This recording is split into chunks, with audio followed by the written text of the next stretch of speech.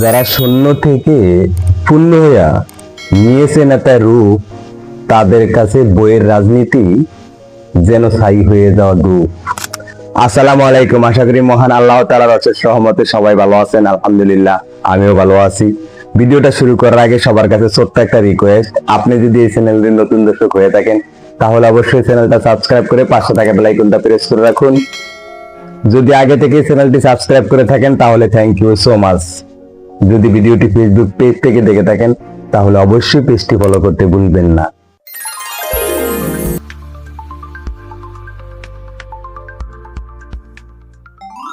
বর্তমানের এই সময়টাতে আমাদের বাংলাদেশে দেখা যায় কিছু মানুষ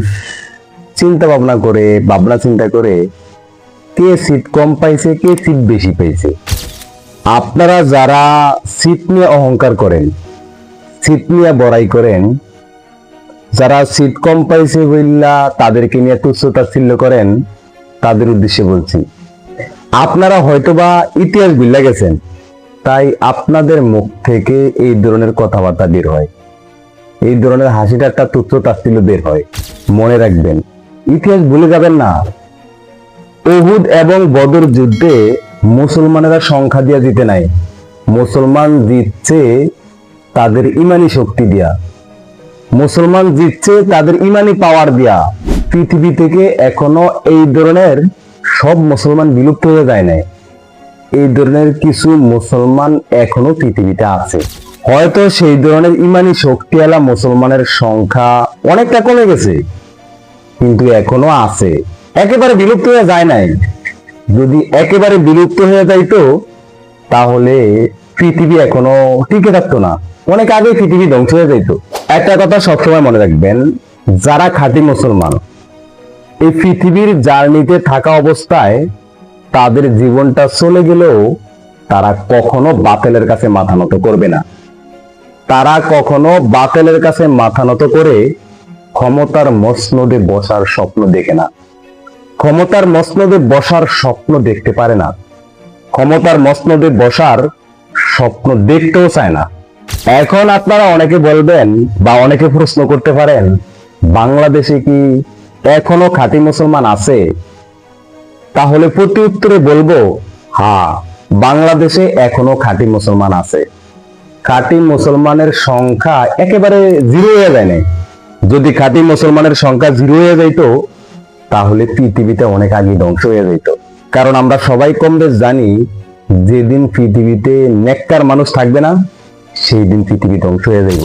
আমাদের দেশে, আমাদের গ্রামে, আমাদের সমাজে দেখা যায় কিছু কিছু মানুষ বলে, যারা মাদ্রাসায় পড়াশোনা করছে, যারা ধর্মীয় বিষয় নিয়ে পড়াশোনা করছে, এক কথায় হলো যারা হুজুর, যাদের ইংরেজি এবং বাংলা বিষয়ে তেমন কোনো জ্ঞান নাই, যারা রাজনৈতিক কোনো সাবজেক্ট নিয়ে পড়াশোনা করে নাই, তারা রাজনীতির কি বোঝে? তাহলে আমি বলবো, তারা তো মোটামুটি পড়াশোনা করছে, আল্লাহ কমি মাদ্রাসায় হোক, হেফজোখানায় হোক বা আলিয়া মাদ্রাসায় হোক। মনে রাখবেন, তারা রাজনৈতিক কোনো সাবজেক্ট নিয়ে পড়াশোনা না করলেও তারা কোরআন নিয়ে পড়াশোনা করছে। আর কোরআনের ভিতরে আল্লাহ তাআলা দেয় নাই এমন কোন বিষয় বাকি নেই। আপনারা হয়তোবা রাজনৈতিক বিষয় নিয়ে পড়াশোনা করছেন, রাজনৈতিক সাবজেক্টে আপনারা পারদর্শী, কিন্তু আপনারা ধর্মীয় বিষয় নিয়ে পড়াশোনা করেন নাই, বা আল্লাহর বিধান কি বলছে আল্লাহর কোরআন নিয়ে পড়াশোনা করেন নাই। আপনারা রাজনৈতিক বিষয়ে পারদর্শী হইলেও আল্লাহর বিধান সম্পর্কে আপনারা অনেকটাই অজ্ঞ। সো আল্লাহ তাআলা কোরআনে দেয় নাই এমন কোনো বিষয় বাকি নাই নিঃসন্দেহে। তাই আমি বলবো, আমাদের দেশের, আমাদের সমাজের আলেম সমাজ তো মোটামুটি পড়াশোনা করছে, কিন্তু বিশ্বনবী হযরত মুহাম্মদ সাল্লাল্লাহু আলাইহি সাল্লাম তো পড়াশোনা করারই সুযোগ পায় নাই। এজন্য কি সে রাজনীতি বোঝে নাই? এজন্য কি সে রাষ্ট্র পরিচালনা করে নাই? তার রাষ্ট্র পরিচালনার শুরুর দিন থেকে তার রাষ্ট্র পরিচালনার শেষ দিন পর্যন্ত তার রাষ্ট্র পরিচালনার ভিতরে যাররা পরিমাণ কোনো ভুল ভ্রান্তি বা ত্রুটি বিচ্যুতি কেউ দেখাতে পারছে, দেখাতে পারবে? কখনো সম্ভব না। তাহলে আপনারা কিভাবে বলেন রাজনীতি করতে রাজনৈতিক বিষয়ে পড়াশোনা করা লাগে? রাজনৈতিক বিষয়ে জ্ঞান লাগে। আরে ভাই, এই পৃথিবীর বুকে আসল রাজনীতিবিদ তো তারাই যারা শূন্য থেকে বাস্তবতা অনুধাবন করে সাধারণ মানুষ থেকে সদস্য, সদস্য থেকে কর্মী, কর্মী থেকে একটা সময় এসে নেতায় রূপান্তর হয়। নেতায় রূপান্তর হয়েছে।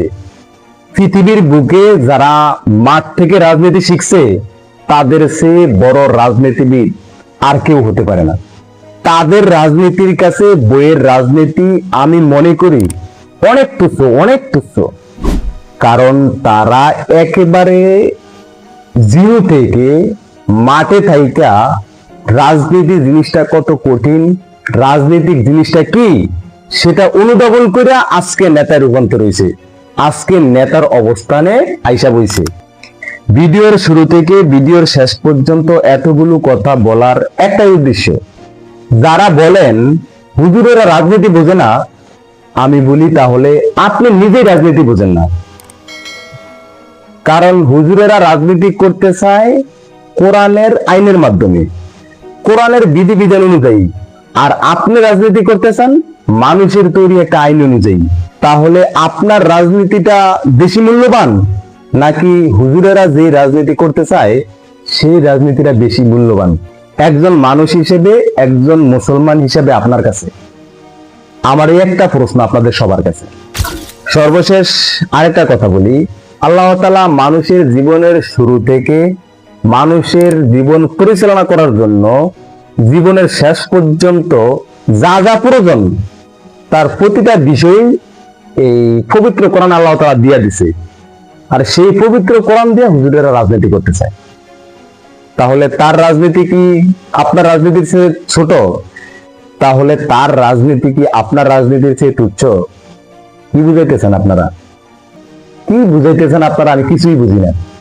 তবে হ্যাঁ, এখন বলতে পারেন ভাই ডানের সাথে যেমন চিটা থাকে তেমন প্রতিটা ভালো জায়গায় কিছু কিছু খারাপ বা কিছু কিছু দুষ্ট মানুষ থাকে। এই একজন দুইজন দুষ্ট মানুষের জন্য পুরা দলের বা পুরা জাতির বদনাম হয়। আজকের মতো এই পর্যন্তই। আমার ভিডিওর শুরু থেকে এখন পর্যন্ত যদি আমার কথাবার্তায় কোনো ধরনের ভুল ভ্রান্তি হয়ে থাকে, আশা করি সবাই ক্ষমা এবং সুন্দর দৃষ্টিতে দেখবেন। আরেকটা বিষয় হলো, আমি সবসময় বিভিন্ন বিষয়ে আপনাদেরকে পরামর্শ দেওয়ার চেষ্টা করি, বিভিন্ন বিষয়ে আপনাদেরকে মোটিভেট করার চেষ্টা করি। তাই বলে যে আমার ভুল হবে না, বিষয়টা এরকম না। মানুষ কখনো ভুলের ঊর্ধ্বে নয়, আর আমিও একজন মানুষ। আল্লাহ তাআলা বাঁচিয়ে রাখলে সামনে আবার দেখা হবে নতুন কোনো বিষয়ে, নতুন কোনো ভিডিওতে। দোয়া করি সে পর্যন্ত আল্লাহ তাআলা সবাইকে ভালো রাখুক, সুস্থ রাখুক। আজকের মতো বিদায় নিচ্ছি। আল্লাহ হাফেজ।